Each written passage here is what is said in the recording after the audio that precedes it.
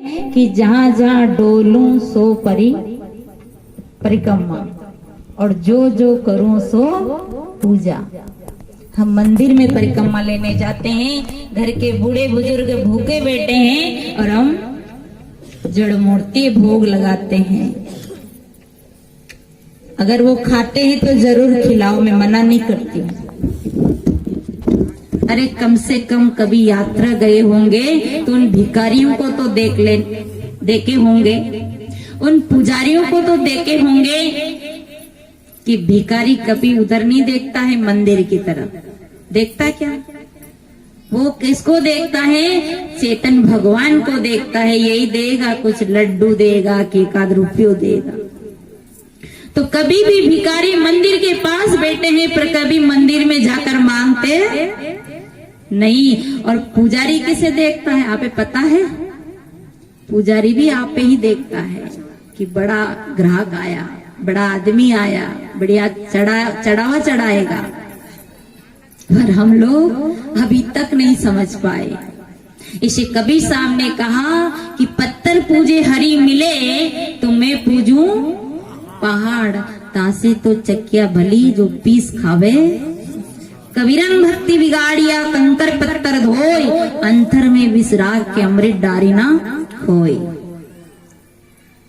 तो सज्जनों, घर को स्वर्ग बनाना है, माताएं घर को स्वर्ग बनाना है, प्रेम करना है तो जीते जागते प्राणियों से प्रेम करें। आज देखते हैं दो भाई आपस में जब जन्म लेते हैं, माँ की कोख से एक ही आंगन में खेलते हैं, एक ही गोद में खेलते हैं, और वही भाई जब बड़े होते हैं तो कितना स्वार्थ आ जाता है कि भाई से भाई बात करना नहीं चाहता है। और स्वार्थ क्या, एक एक बित्था जमीन के लिए गर्दनें कट जाती है। पूरा खेत से पेट की पूर्ति नहीं होती है, पर एक बित्ता जमीन के लिए पूरा झगड़ा हो जाता है। प्रेम की कमी में बहुत बड़ा नुकसान होता है। देरानी, जेठानी, ननंद तीनों का बच्चा खेल रहा था। अब भाभी जी ने दूध तपाया। भाभी जी ने जब दूध तपाया, भाभी जी बड़ी भी हो सके छोटी हो सके, बड़ी का नाम ले दो, कहीं यहाँ बड़ी बेटी हो तो अपने ऊपर घटा ले, छोटी का नाम ले दो और कोई छोटी बेटी हो तो अपने ऊपर घटा लेते हैं। कई बार ऐसा हो जाता है कि हमारे ऊपर कथा कहती। तो भाभी जी ने दूध तपाया, और दूध में एक चीज बहुत महत्वपूर्ण है।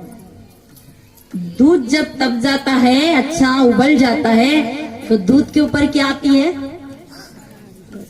क्या आती है? मलाई। और दूध से ज्यादा कीमती क्या होती है?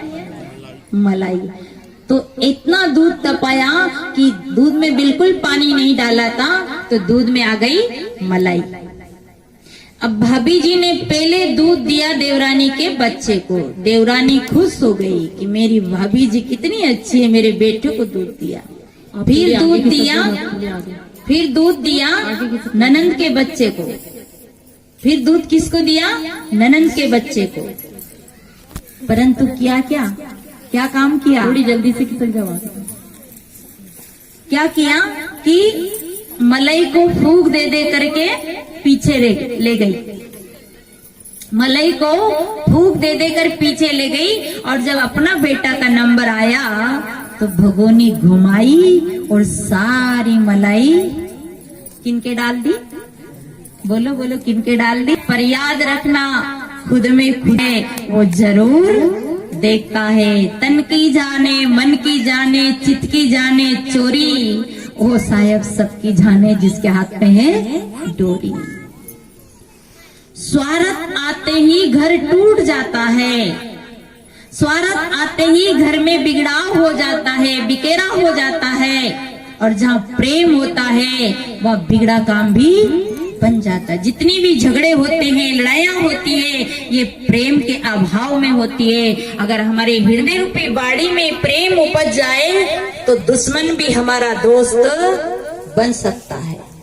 इसे साहब कहते हैं कि प्रेम न बाड़ी उपजे, प्रेम न हाट बिकाए, राजा प्रजा जाए ऊंचे पर शीश दिए ले जाए। तो प्रेम पाट का चोलना पैर कबीरू नाच। चोलना पहनना है तो अंगर का पहनना है तो प्रेम का पहनो। पानिक दीनो तास को जो तन मन बोले साच। उस व्यक्ति को सम्मान मिलता है, उस व्यक्ति का आदर होता है जो साच बोलता है। राम और भरत दोनों भाई थे, पर अयोध्या की गद्दी फुटबॉल हो गई। क्यों हो गई? राम के अंदर भी भरत के प्रति उतना ही प्रेम था और भरत के प्रति भी राम का उतना ही प्रेम था। आज भरत और राम का नाम सम्मान से लोग लेते हैं, स्वार्थ से नहीं। राम के प्रति कैकेयी का भी प्रेम था, पर एक जो थी ना, उसने सारे प्रेम की बाड़ी में आग लगा दी। वो कौन थी? वो कौन थी? मंत्रा। और मंत्रा ने कैकेयी के कान में ऐसे मंत्र पड़े, ऐसी सलाह दी कि कैकेयी के हृदय की बाड़ी सूख गई और वो राम को वनवास भेज दी। आज जब हृदय की बाड़ी से प्रेम सूखता है तो बाप बेटे को नहीं समझता, बेटा बाप को नहीं समझता, बहू सास को नहीं समझती, सास बहू को नहीं समझती, पड़ोसी पड़ोसी को नहीं समझता, भाई भाई को नहीं समझता। इसलिए सज्जनों, प्रेम हमारे हृदय में होना चाहिए। और जो प्रेम सबसे करता है, सबको सम्मान देता है, प्रेम देता है, वो व्यक्ति का सम्मान होता है, आदर होता है। और तन और मन से जो साच बोलता है, सत्य बोलता है। आज हम चालाकी करते हैं, छल करते हैं। दो भाई भाई आपस में रहते हैं, भाई दोनों गरीब है और घर में एक भैंस है और एक कम्मल है। भाई दोनों के अंदर बड़े भाई के मन में स्वार्थ आया। बड़ा भाई कहता है अलग हो जाओ, बोले अलग हो जाओ, अलग हो गए। भाई भाई ने अपना सामान बांटा। सामान क्या था घर में? ज्यादा तो सामान था नहीं, एक कम्बल था और एक भैंस थी। तो क्या कि भाई रात में कम्बल मेरा और दिन में कम्बल तेरा, और आगे आगे की भैंस तेरी और पीछे पीछे की भेरी, क्योंकि पीछे भैंस दूध देती थी। अब बेचारा छोटा भाई दिन में कम्बल घड़ी करके संभाल के रखे और बड़ा भाई आराम से रात्रि में ठंडी में कम्बल ओढ़े। और बड़ा भाई दूध खावे, घी खावे, और छोटा भाई बेचारा दिन भर घास काटे।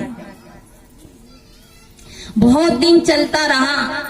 एक कोई ज्ञानी संत आए। संत ने कहा, अरे भगत जी, छोटे वाले भगत जी क्या आए कि बताओ दूध की व्यवस्था नहीं है अपने घर में? बोले गुरुजी दूध तो था पर हमने भैंस बांट ली। तो कैसे बांटी? कि आगे आगे की भैंस मेरी और पीछे पीछे की भैंस भैया की। तो फिर तुम क्या करते हो? कि मैं दिन भर घास काटता हूँ,